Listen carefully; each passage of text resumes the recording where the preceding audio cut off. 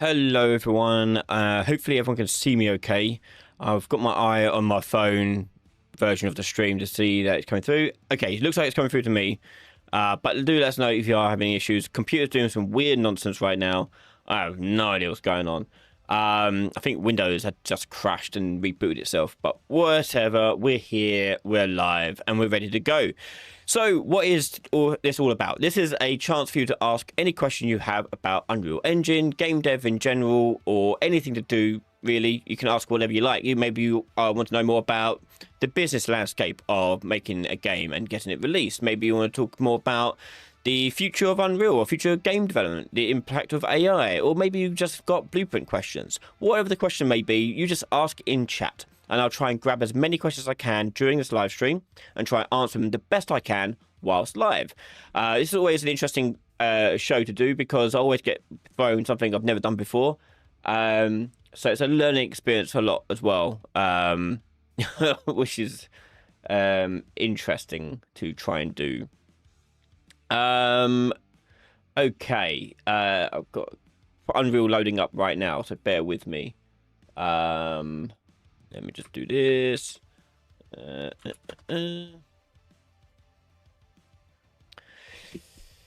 Okay, so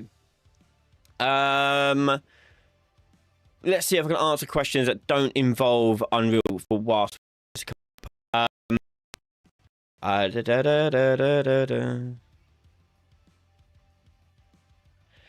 Smart evening. How to manage vaulting with AI? Is it an actor that makes a character play an montage on overlap? I like a spline to show the up and down over the mesh in the path preview. Yeah, because I know your game. I know what you're trying to do. So you because you're doing AI pathing in the way you're doing with your game, you'd want to do a smart link. Use smart links to smart nav links. Sorry, to do it because you need to trigger when they should be jumping up and down, and still see it as a viable path. So you need a nav link at least in any kind of fashion. And when they've hit the smart nav link, that's when you generate them to play a animation, which you warp motion to the top. And yeah, that's basically it, really. I say basically, it's quite intense to try and do. It's not exactly the most straightforward thing to do, but that is the steps really involved. Let me just get chat open more here. There we go. Felix, may I clone your voice for a friendly NPC? Not without my say so, because I would want to know what you're making me say, for example. And all other things like if you are going to do AI cloning and things like that of any voice, not just me, always make sure you get that person's permission and you get their signature to or in writing saying that they agree to it. But you also want to make sure they have a safety net involved where they can just pull support out for that as well. Otherwise, you could obviously make them say whatever you want and be get them in trouble, which you don't want because they can sue you. So yeah, I would say no, unless that would be a conversation you and I would have to have and talk about more in general. Kishan, can I ask how is it to convert a Blackboard component AI system into a state tree system? I don't like Blackboard and would like to make a system into a state tree. My question to you, Kishan, is why do you want to do a state tree? Not because one's bad or one's not good. I'm not asking that. What I'm asking is like, just so I know, if the problems you're saying you're having with Blackboard, how do you know they're not the same problems you're going to have with state tree? Because the solutions to both are very similar, really. I'll show you, but it is what it is. But yeah, do let me know what it is that you don't like about Blackboard that you want to do a state tree instead. Blackboard / behavior trees, that is obviously. But I'll start bringing up how you do something like that. So Blackboard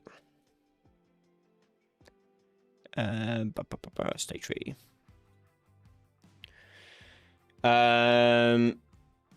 So let's do a very simple thing here.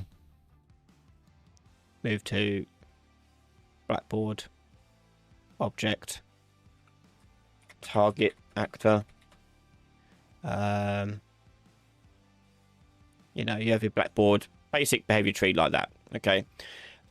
Converting that obviously is very simple because it's a very simple behavior tree. But in terms of like recognizing. Okay, you talk about okay. So you don't like yeah, okay, because you don't like the sequential nature of it. Okay, so state tree has its own wiggly bits to get your head around. If you were, it's not exactly a one-to-one conversion, so it's not like you can just go, I'll just do that in here, I could do that in here. It's not that at all. So, for example, this Blackboard data, we have target actor. So where would that go on the state tree? Well, that would go into your parameters over here. So you have a target actor parameter, which would be an actor. And you rename it to target actor. So you do something like this. Then so everything over here sort of acts like your Blackboard. It has obviously a few more things you can do with it, such as evaluators to help you fetch data and retrieve it and compute it and how you want to do it. Because you can do all this sort of perception system updating inside here too, if you like. But yeah, you've got more flexibility on how you handle the Blackboard stuff here. But other than that, then it's if you're looking at the behavior tree. So, for example, let's say we had this sequence over here be our chase sequence, whatever, and then you may have no, actually, let's do a selector here. So I'll walk through the logic of this and do another sequence of I don't know, default sequence. Like if you were doing something like this and you had a decorator on here, looking at the Blackboard, for target actor is set, it will do this. If not, it will do this. That is only part of the way of doing, like, of what you need to do here. So your two states would be this chase sequence and default sequence. So you'd go in here, add state, default, and then you do another one for chase. And then you put in your task. So in chase, we've got this move to task. In chase here, we go to tasks on the right, add move to. And you set the target actor here to the parameter target actor. Okay, so that is doing exactly the same as this. The Blackboard base condition isn't going to be as easy as just like going, oh, I want to add this on here.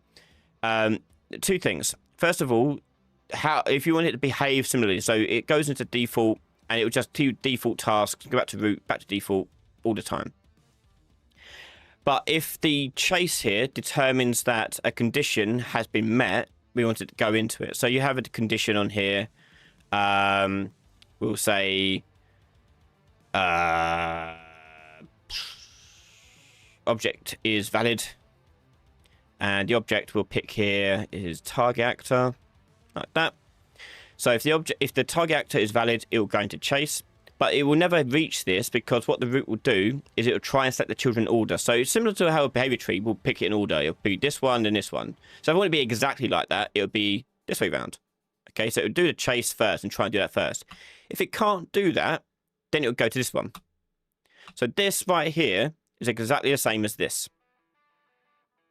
Okay, but if you want to do it in a abort event on the Blackboard, for example, so observe abort, say both, whatever, then you need to put it in here as a there's no such thing as like an abort in that sense. It's more of a case of you want it to transition when, I guess when it changes again. So if we go to default here, we go to transition to back to root, I guess, on it has to be an event. You'd have to do an event probably. Trigger on event, trigger on state completed. I guess you could do it on tick as well. You could maybe on tick trigger. The condition will be if the object is valid. Parameter target actor, something like that. So if it is valid, it will transition back to root or transition to chase, however you want to do it. So that's them like idle, standing around, not doing anything. And then they get that target actor changing. It'll quit out and go to chase here and go along here. And then the transition for this would be, again, it'll probably be on tick. You want it to check all the time to see if the condition object is valid. Parameter target actor. If target actor is not valid, so you have to invert it, we want it to pick the default. Okay, so it'll just bounce between these two.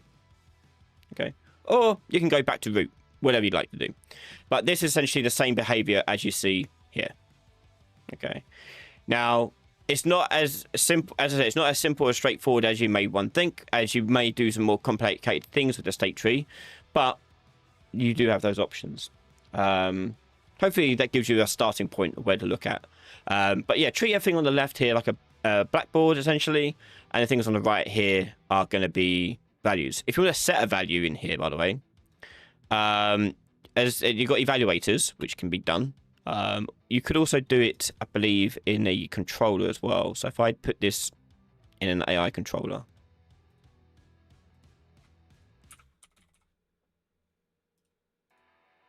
Something like this. The state tree AI. We choose the state tree. Yeah. And then you have perception ticking off, whatever. You can do, I think, can you do it from out here? I don't usually do it out here. I usually do it with an evaluator, but I can't remember if you can do it out here. If I type in state tree, it'll give me the options. I don't look like it can. No, you have to put an evaluator in. So you'd handle the logic to get the target actor inside an evaluator here. Or global task, rather. Yeah. Global task, basically tasks that are happening for the whole entire tree while it's all going on. So you could do... we ain't got it here. We have to make a new task to do it, to check the... I've got a video on it, you can see. Get the AI perception, register it. Yeah. Hopefully that gives you a starting point, anyway. Let's move on, though.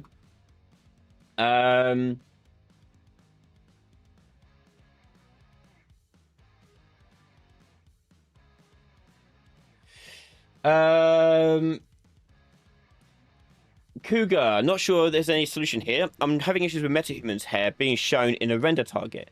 I'm looking to have a 2D image of a game character created and displayed in the UI. Is he saying it's not showing in the render target? That's curious. I don't have a Metahuman in here. I don't have the... Do I have the plugin? I don't know. I don't think I've got the Metahuman stuff downloaded to check. It should come up in a render target. I can't easily test that right now. Without having to do a massive download, which obviously will tank this stream.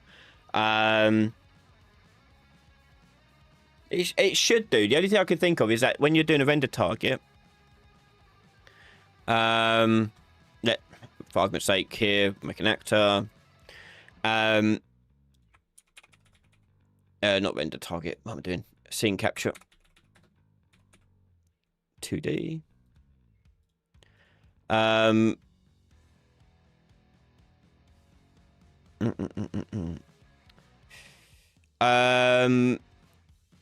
Look at your primitive render mode, and you may have to change that from the legacy version to the normal primitives, but I don't know if hair actually counts as a primitive. It should do because it's a mesh technically, but if not, you can use the show only list, and that will give you components and actors that you can be rendered only, which you probably are doing if you're doing capture like portraits of your characters. You probably are using show only anyway. If you are, then you have to take this out and you do show only actor components, and you put in the actor of the Metahuman, and it should pick up all the components from them. But I say I can't really test it right now. I can't remember if I've ever done a scene capture of Metahuman. I cannot recall. But I'll look into it.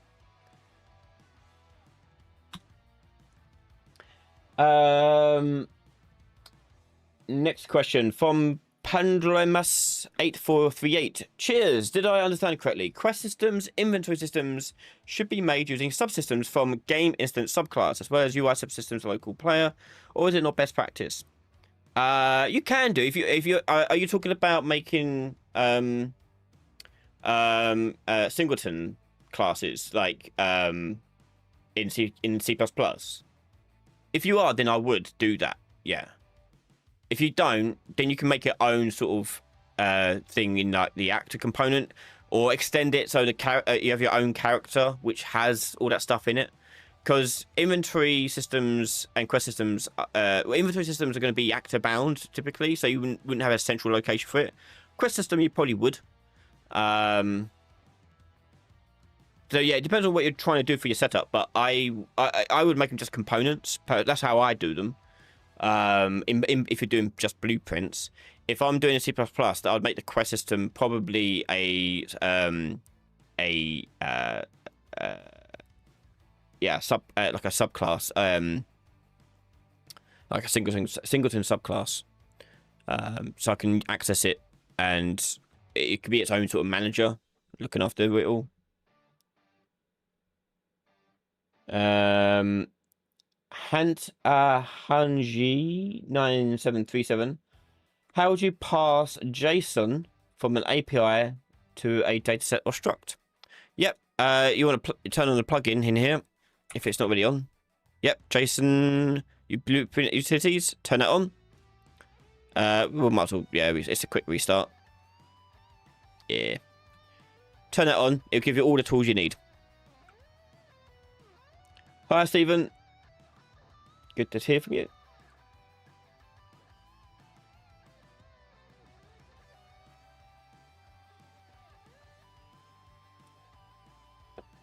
Okay. So once you've got that on,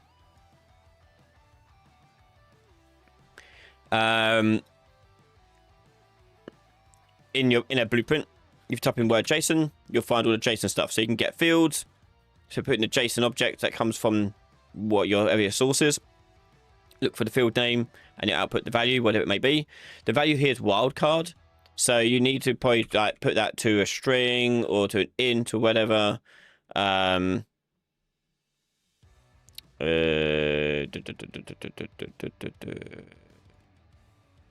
Get JSON string like that. You know that. Oh yeah, no. So it gets a whole JSON. Sorry, I can't remember what it's called now. Set field. No. Just look at these. You'll see. Convert struct. So here you put a struct and it'll convert it to a string. Load JSON from file. Yeah. So if you're doing it by file, you normally have like a download, typically, like if you or an RSS feed where you'll bring a download into it, and then you can spit it out and get stuff out from it. I managed to get JSON data. It's just a parsing part. Yeah. Okay. So if you've got the you want to split it into the different. Okay. You want to convert it from its components into. I see. So get field names like this for each. And you won't be able to make a struct because you can't make or you can't define structs in here. You'd have to do it a different way. You'd have to do it as a map, probably. Yeah, you'd probably have to do it as a map. So yeah, you get that one. Then you get JSON.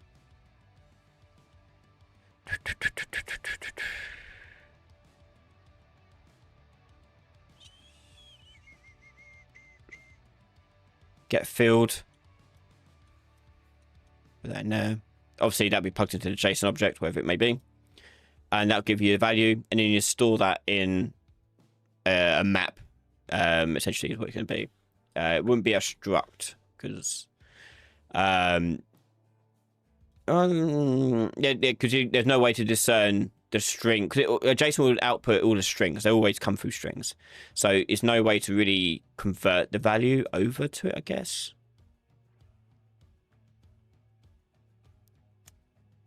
Yeah, I don't think you can. Resolve.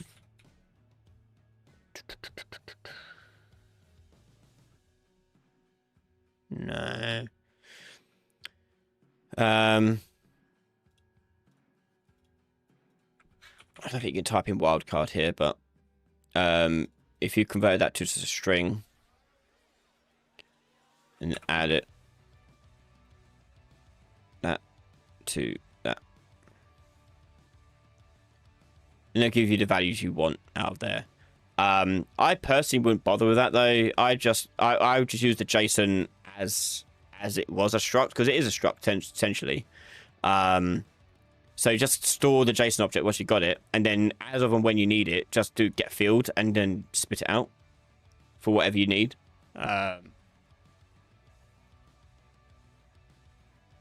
Yeah, I mean, this is you parsing it. This is if you want to know how the best way you do to parse it. It's a matter of how you handle the value coming out.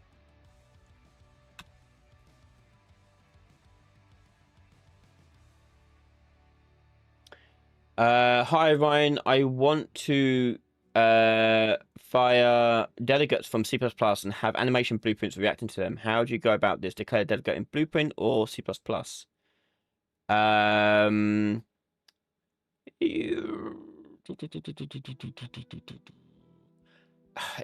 Classic question. It depends. So,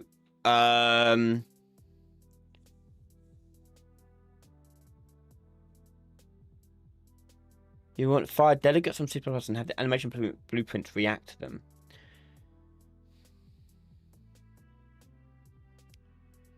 It sounds like you want to probably do the delegates in C++ without knowing exactly what you're trying to do for the circumstances you're trying to do it.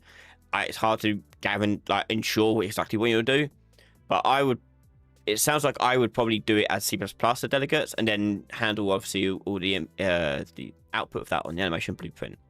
But there's no way, I'm not entirely certain.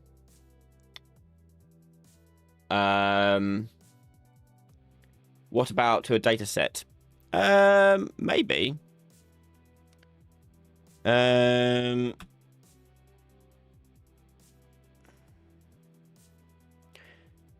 thing is, though, it's always going to come in as... I mean, you could do it as a data set, but it's always, no matter what, it's always going to come through as a string value, because a JSON file is just string values. It's just characters. So there's no way to really resolve that any differently than what you do here, unless there's something I'm not aware of. I mean, I'll double check. I'm pretty certain there's no other way to do it.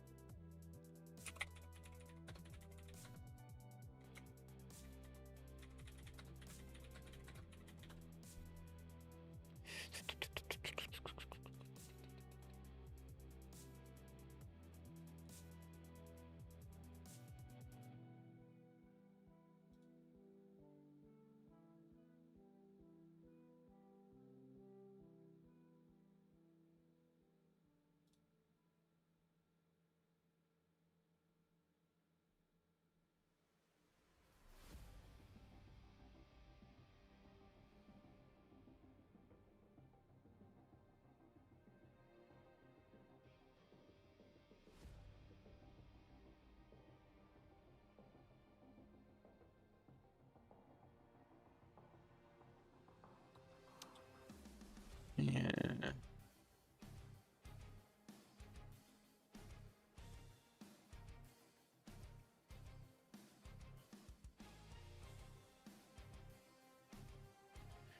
No, I don't think so.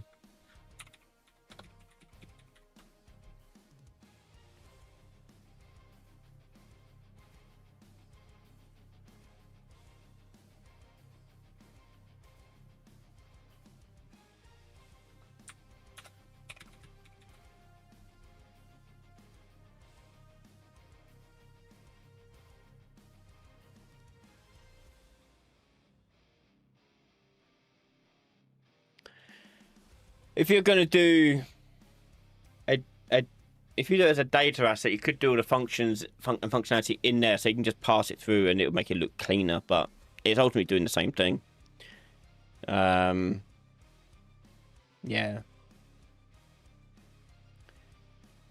Hello from India. Man, you guys are up late. Burr.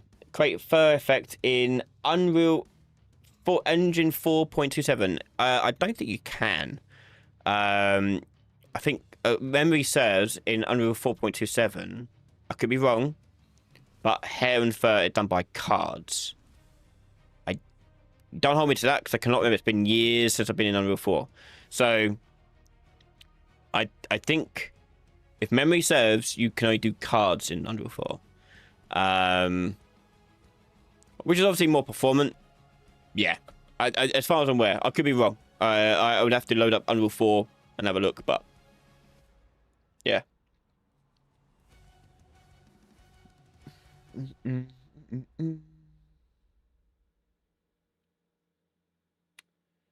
How to create chain together. We actually did that in the last question time stream we did. So if you want to know how to do that, go back to our last Unreal Engine support live stream that we did here. I think it was in the last one, even. It might, I don't think it's go back that far. I think it's one of the first questions we did as well. It was fun, though.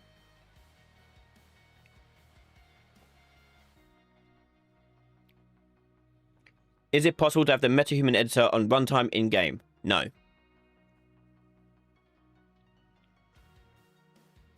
If you want to do the thing you want to experiment with is mutable, which I haven't touched since it first got announced, so I can't help too much. I need to have a look at it.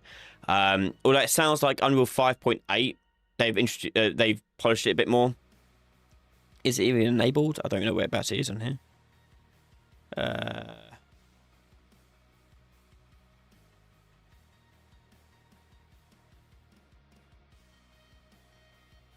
I don't think it's turned on. But there's a plugin you can experiment with, which is mutable. Yeah, it's not turned on. So that is meant to be the thing that's meant to help you build like a character creator type thing. It involves a lot of setup. It's no means easy to use right now. When I last looked at it anyway. But apparently in 5.8, I'll probably wait till then to really experiment with it. But no, otherwise, no, you can't do Metahuman inside the runtime. Please explain cards. Yeah, let me get a picture up and I can show you. Unreal, not even Unreal, just hair cards. So basically, when we make hair, at least we used to make hair, we still do this technique because it's a lot cheaper. The hair is not individual strands, it's done by like planes. So you can see in that image there sort of the planes and how they work, yeah, and they just put textures on them and it's just layers and they lay on top of each other. And you can see here they've got vector painted weights on it so it can bend and flow a little bit and animate. But most games will follow this sort of techniques. Again, it's cheaper. But yeah. But in Metahuman, when you are using Metahuman Creator, if you're making a thing for a game, I'd recommend using cards than using the default hair. It can be very expensive to do. But yeah, I'll try and see if there's a better image to show it, but there is also a tool you can do to convert Metahuman hair to card version. I think it's a plugin you have to enable. Yeah, hair card generator. So if you've got hair strands from the Limbic input or Metahuman input, you can. This adds a button on the Metahuman editor. I should do a video series about Metahuman. It adds a button, you can click on that and it will convert them all to cards relatively successfully.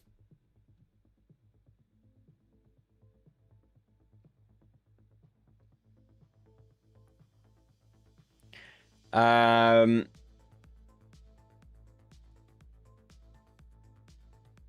wanted to ask, is there a way to set a character on fire? I want to know, to create the effect. Oh, sorry, I'll come back to that one in a second, Krishan. I missed one. Kailani, my modular wall meshes, etc., always got weird lighting issues where the light sort of shines through corners. Do you have an idea how to tackle this problem?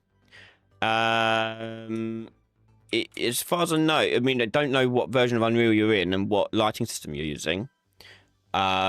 the ultimate trick is clip them. So, for example,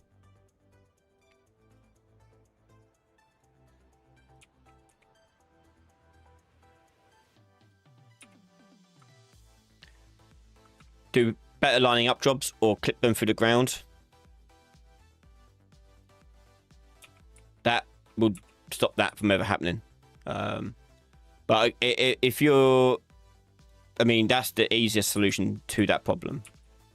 Yeah. And these guys are up against each other, so you make sure you use your snapping tools and things like that. And if I change it to nighttime, you can see it don't come through. Yeah. But if it is just up by just a small amount, so we do like 0 there, we do like 0.5 or maybe 1. Even then, it's not doing too bad.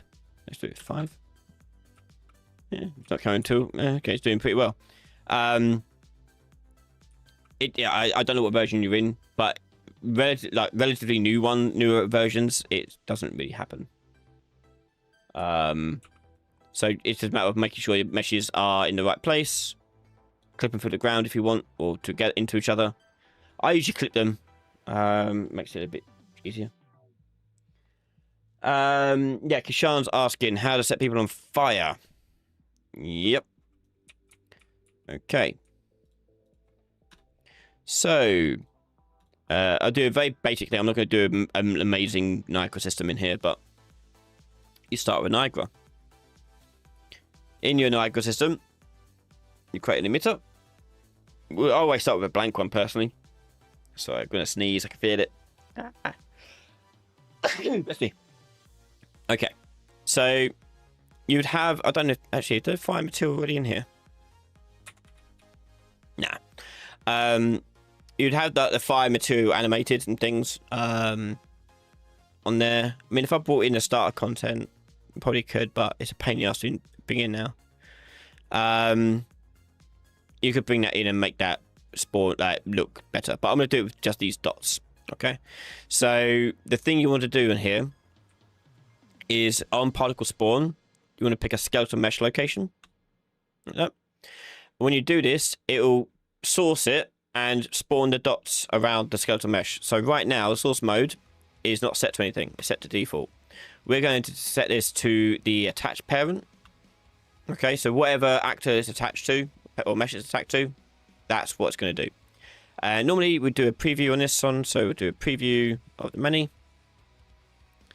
And down here, oh, sorry, image update here, spawn rate. For being up to like 100, you can see the dots appearing all over the body in the shape of a person. Okay. Down here, though, you've got options of where you want to spawn these things. So obviously, these things would probably start quite small. So I'll probably set the sprite size here to random uniform. Yeah, sure, like that. And on particle update, we'd scale them. Scale sprite size.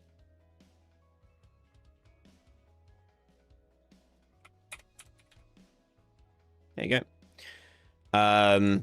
You know, like that. But as you can see, it's a bit uniform because the default behavior of skeletal mesh is it's going to pick the bones. Okay, so it's going to put one dot on each bone. So what I'm going to do down here, mesh sampling type, is change this from bones to maybe vertices. And now it will spawn it around the vertices of the character. Now, the problem that you'll have with this, with vertices, is it needs to sample it through the GPU, I believe. So, pretty certain that's the case. So if I go back up to the properties and put on GPU. Yeah, there you go. It'll get the thing. Oh, yeah, it's dynamic bounds, so we've changed it to fixed bounds. Okay, so now it's picking vertices on the character. Okay.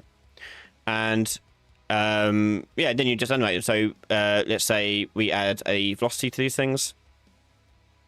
We'll fix that issue. And we'll do velocity here. Random vector in range. We'll do between 0.1 and 1. Scale it by 30. Oh, take this one down to 0 and 0. Okay. And particle lifetime will just random float in range. And do things like that. There you go. That's pretty neat. Okay. So that is measured at your fire. Obviously, that's not good fire, but obviously you can imagine. Okay. And then when you're at a spawn on someone, as I said, it's done by attachment. So if I wanted to spawn my character, as an example, if you shot them, for example, you still need to just grab the mesh that you wanted to attach to. So I'll do debug key 1. And I'll just do spawn system attached. The system here will be our new NAC system. Attach to component, be the mesh. And yeah, that's it. So if I hit 1, there you go.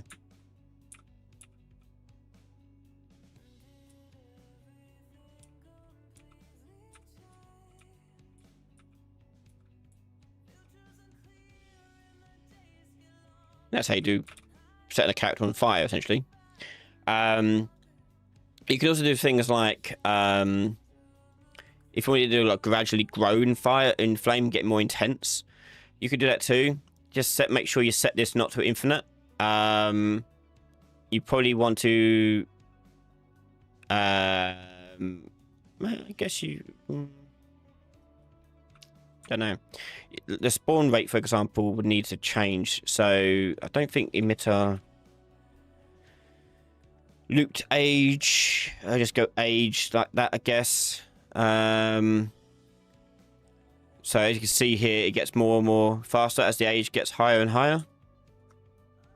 So then I'll multiply that. So do float, multiply float, that.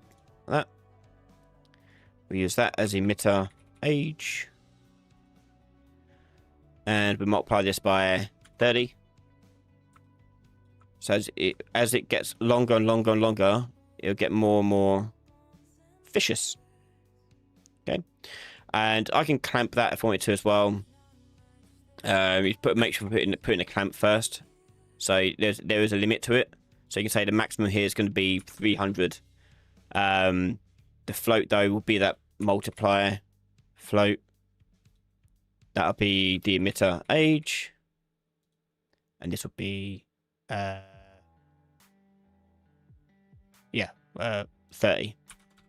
Do that. So now it'll go up, up, and up, but it will cap at 300. Okay.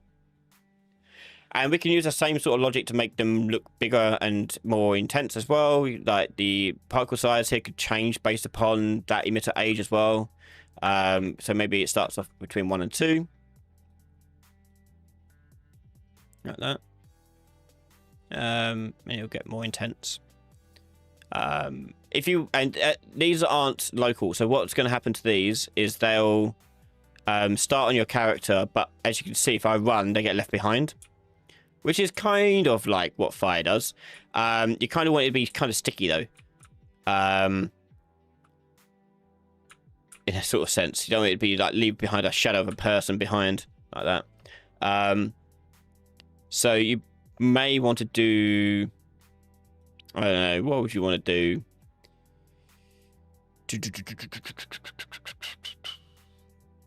I mean, if you make it local space, it will stick with the character and taken off like this. And you could probably feed it a velocity value and then make them be affected by the velocity of the character. If it's local space, it will just stick with me as I run. Oh, God, she pushed the button first. Yeah, it does that. But obviously, it looks a bit weird because they look like because obviously it just go up. So you'd have to feed it the velocity of the character. But yeah, that's how you do fire on a character or anything really. You can set fire to any object. next up, let me scroll up here to the PS1 Jersey Devil classic reference. My game has a UI with the drag and drop. My character can jump. I find after interacting with my UI, but the spacebar consumed by UI is of enhanced input action, and won't work until clicking off the UI.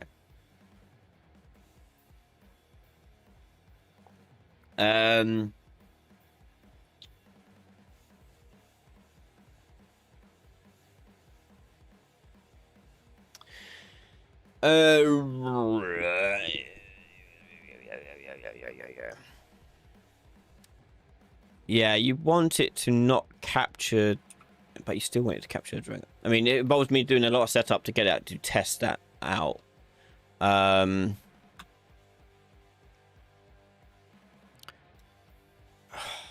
believe there was a setting. Let me just search for widgets in general.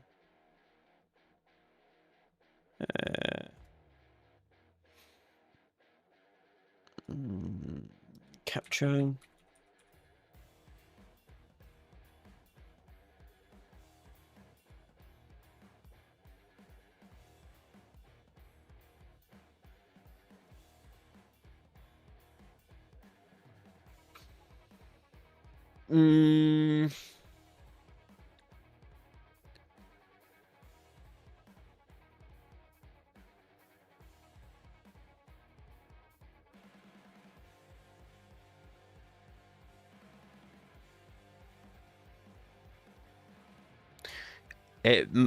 This might be one half of it. It's changing this to be captured like this permanently. I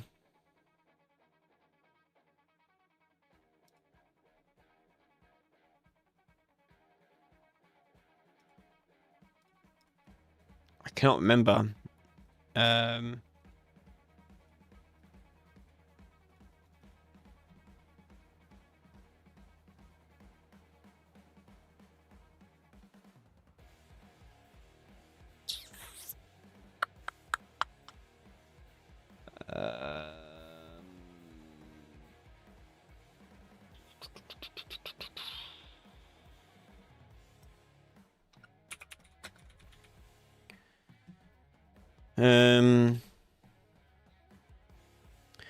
What you could do is use this node.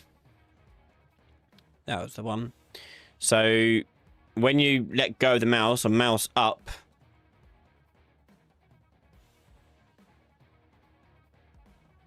there, God, I'm blind. You can set the focus back to the viewport. Try that. Or put in the input action, whatever it may be. Yeah, that might be the thing to do. I can't remember if that is going to be the full solution to it. I think it sounds like it would be, but I could be wrong. But try that out.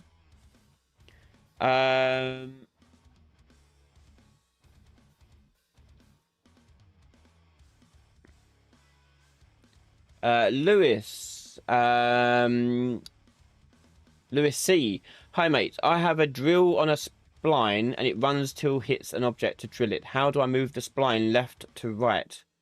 Controlling the drill real time and in segments going forward but bending. What? Sorry. Let me try and make sense of this. It runs until it hits an object and to drill it. How do I move the spline left to right? So using a spline to control the movement of your drill rather than using like the typical movement input stuff.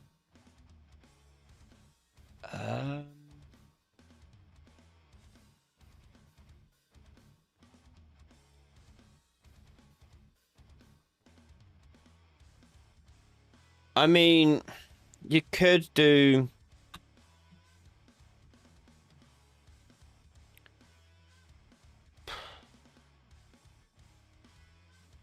I wouldn't handle it with a spline personally, but if you are using a spline and have to use a spline, the thing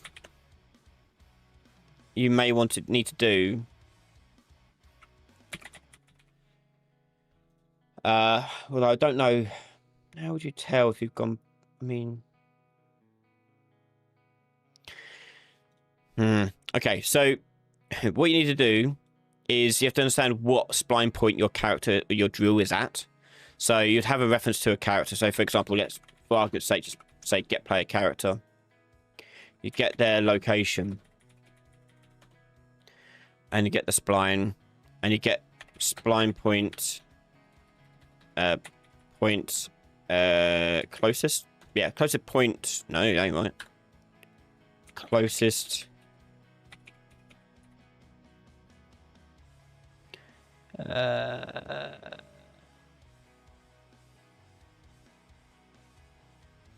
No, we can't get points.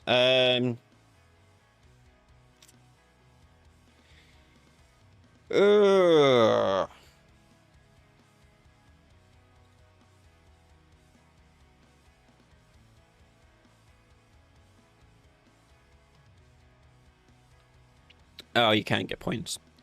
So we get closest. No.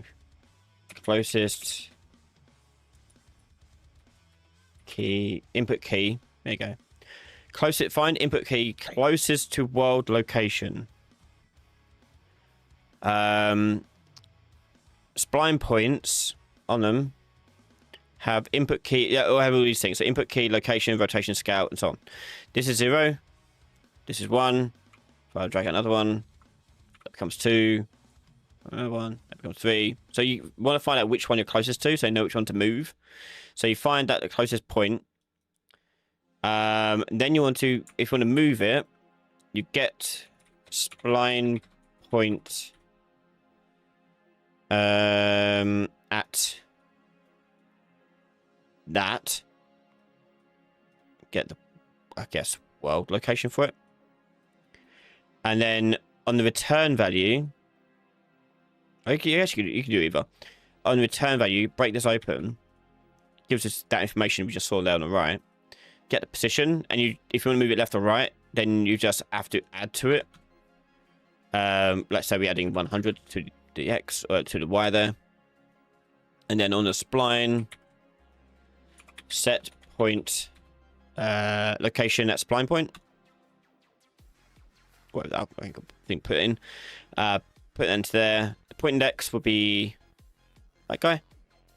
Like that. And make sure the coordinate space here matches whatever you're doing here. So that's world. This has to be world.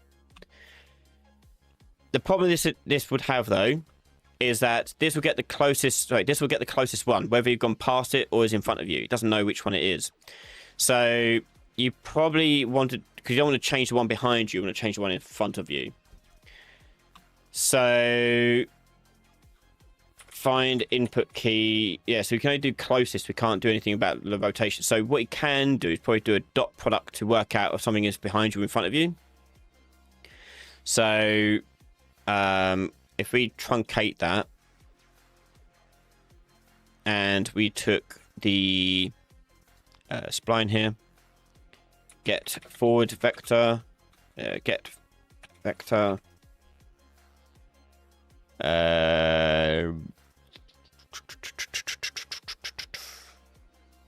can you get the right vector? Or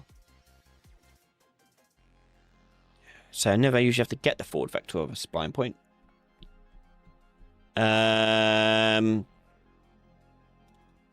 Get direction, that's the one. So direction would be the thing, that's what we want to do.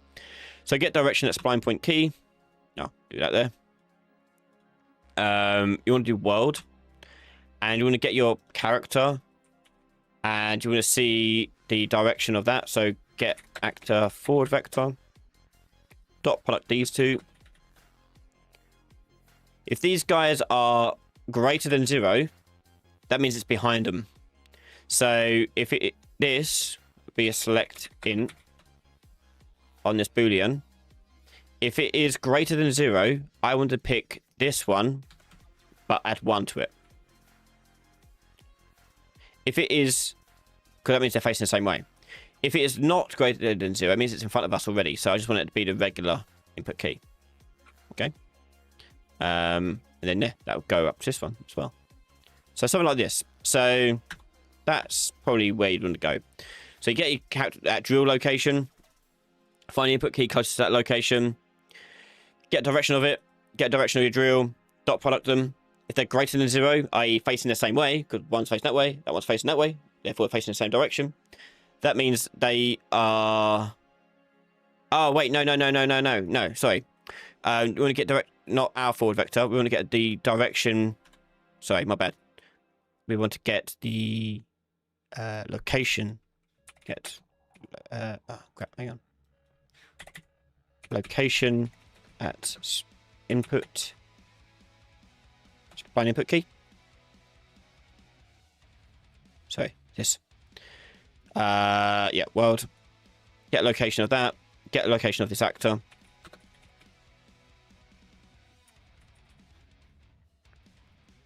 Then you will get direction from those two. Get your direction. From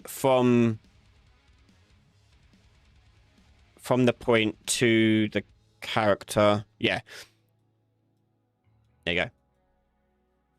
So from the point to the character, it gives the direction between the two, the previous, where the point is, and our character. If the direction from the point to us is like towards us versus the forward vector of it, that means the opposite. Therefore, I want to pick that one. If not, it's B. Otherwise, it'll pick the forward one. Something like that. Yeah.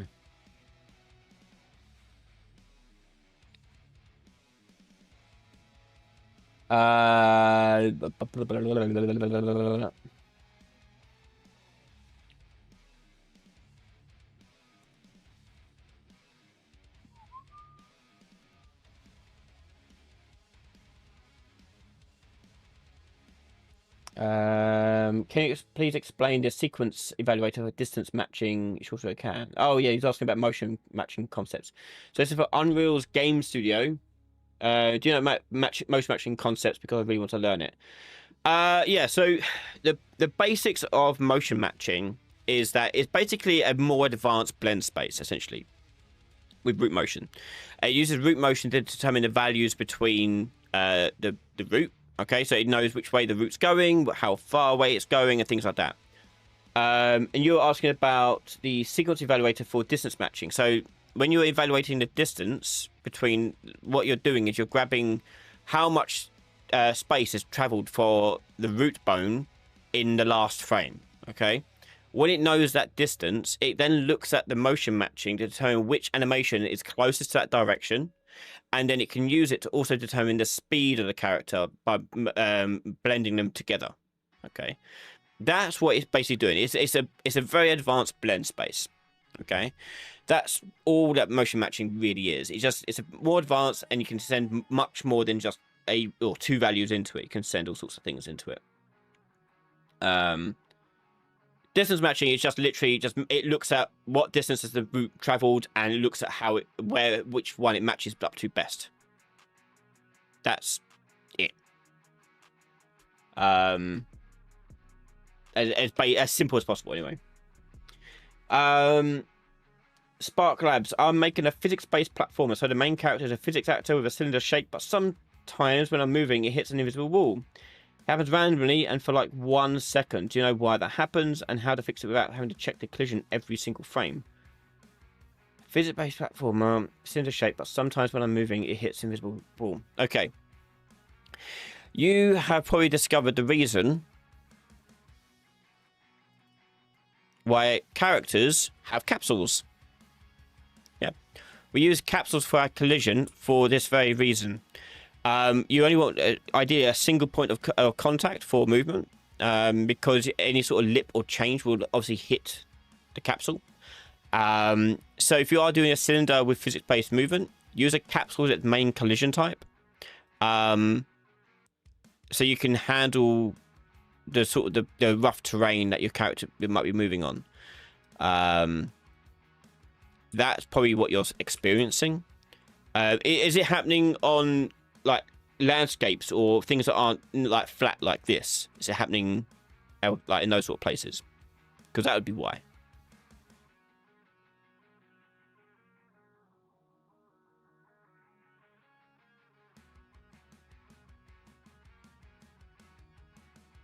Okay, I see what you're trying to do, Lewis. Okay.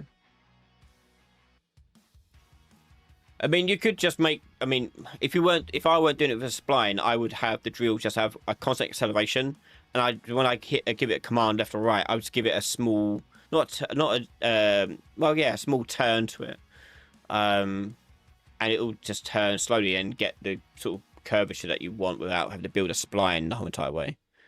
I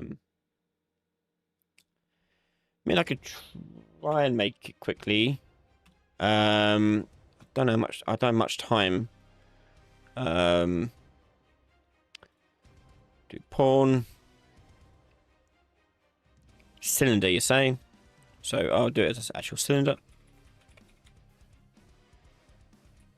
There you go. Make that the root. Let's make physics. If you're doing a physics platformer, I assume you're doing it like this, so you have the mesh or whatever as the root. It's simulated as physics. Constraints, if you're constraining the rotations, maybe. I don't know. If you are doing a wobbly one, you could also do it with a constraint, physics constraint. And this would be static mesh, like that.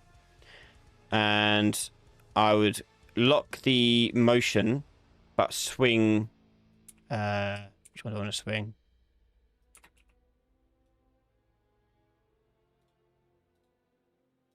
I want to allow that one limited wires. Rotate it up like that. And limited, not that one. It'd be this one.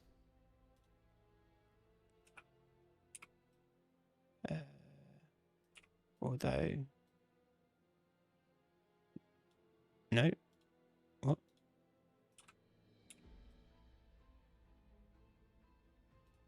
Probably don't want that either. We just want those two. Yeah, you want those two. You just do that. There you go. So it's limited. It'll wobble around like that. Yeah. We want to do IA move. IA move here. And on triggered here, I'm going to apply a force to it. Add force at just there. And the force here will be split on that. Make. That's not right. Make vector. That one. The X go there, Y go there. I'm doing a very rubbish example here, but I just want to see if it works. Multiply that by strength. To float. Well, first of all, by its mass. So get the mesh, get the mass.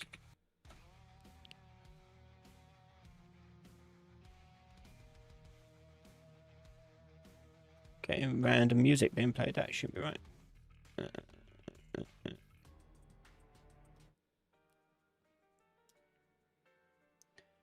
Okay. Yeah.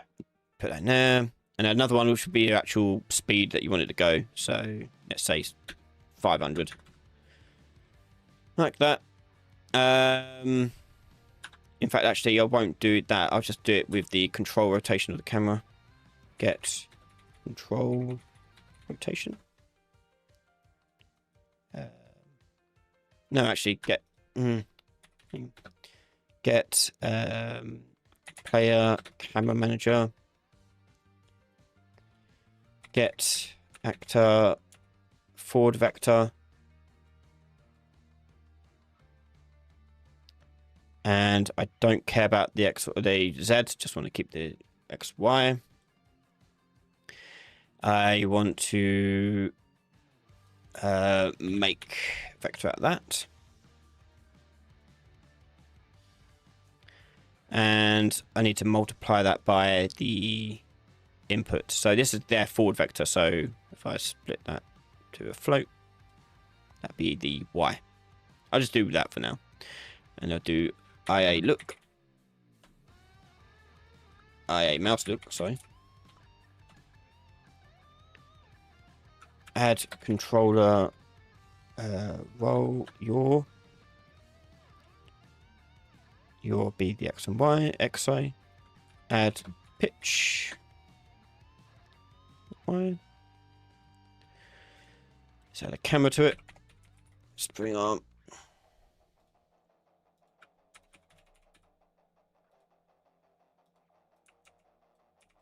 There we go. And we'll just tell the world settings here to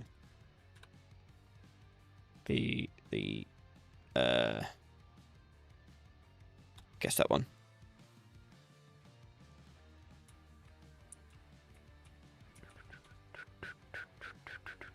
Thought they put it in the controller, did it not? Yeah.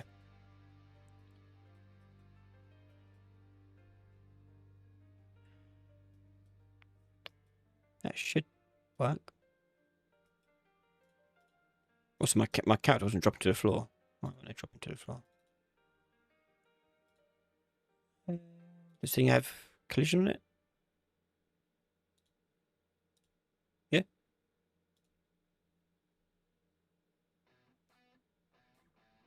What have I forgot?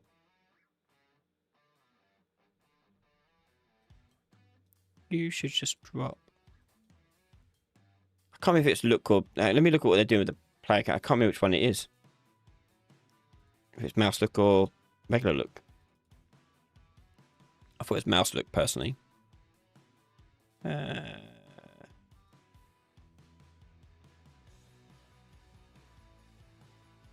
Doing the handling both. Just do the same.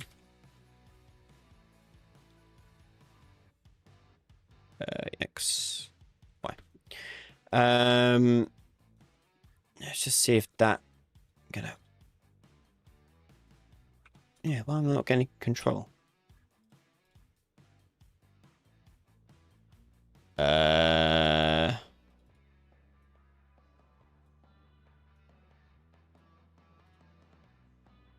use pawn control rotation. That'll help. There we go. So it's not getting any. Because the constraint, I need to tell it to not be locked. Be free.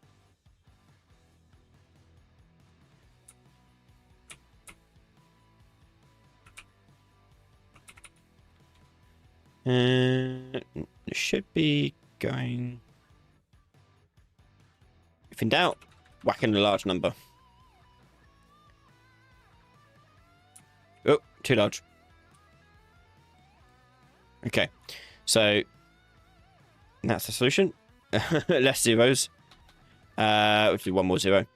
But I forgot to do as well on the angular limits. Is go down to motors, and we're going to do twist and swing. Swing. We'll leave it at 0. So when he knocks over, it should stay upright.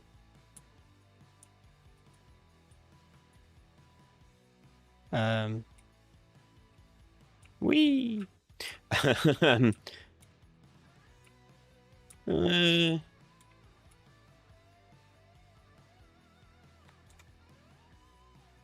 can't imagine what else would be the reason. I don't know what you've done with your physics. I don't know if you're like trying to clamp into the floor too hard or something. I don't know. Yeah,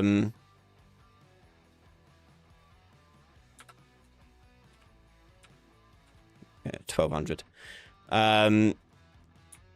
So yeah, I'm not entirely certain what kind of setup you've got, but I can only think you've hit lips like this, which is a problem. Okay, which is why you don't use cylinders for character models for things. Try to make them more round. Like Mario in Mario Galaxy is a physics-based thing, and they use a round, that spherical capsule. So if I were to convert that to a capsule solution, I'd have a capsule, and we'll make that the root, and the capsule here we'll make a bit larger, and like that. Yeah. So it's going to be 50 by 50 because there's it's a equal size thing. So 50 by 50. And then you're using the capsule for movement. So you take the capsule, put that in there. Yeah, leave the mesh as the weight, I guess. And then the capsule would be the physics constraint. The mesh is just there for visuals, so we're going to turn off simulate physics for that. Capsule will have simulate physics on. This thing will have no collision. I guess we could do physics collisions only. I'll leave it like that, actually. It could be fine. I'm not entirely certain how that would look. But this will give us a much more... that seems to be still hitting the cylinder.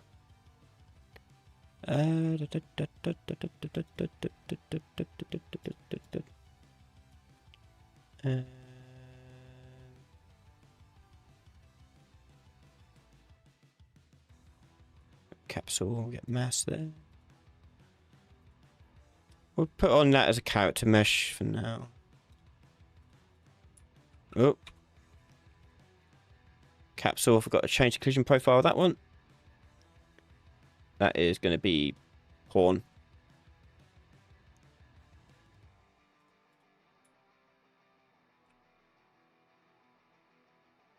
You see it uses, it's got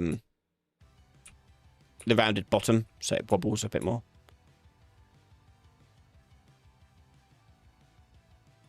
But because it's a rounded bottom, it goes up ramps a bit nicer. Although I haven't got enough velocity to get up the ramp. There we go.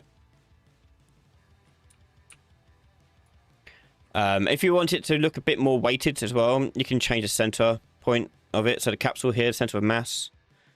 Go to advanced, center of mass, just offset the there by, I don't know, 40. So it's right near the bottom of it. So it shouldn't wobble as much because it's heavy at the bottom.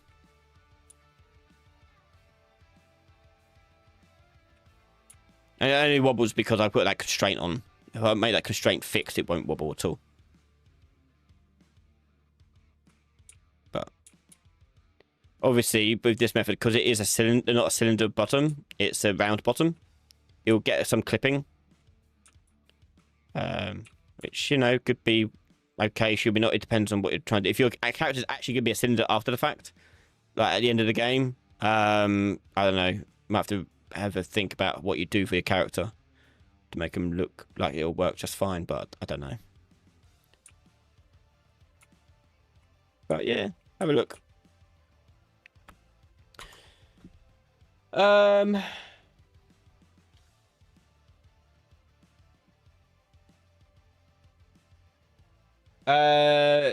Kishan, can a collision question? In Mimic, my game Mimic, when Mimic is crawling on the floor, how do you rotate the capsule collider to be 90 degrees whilst the Mimic is crawling? It's not rotated, it's just short.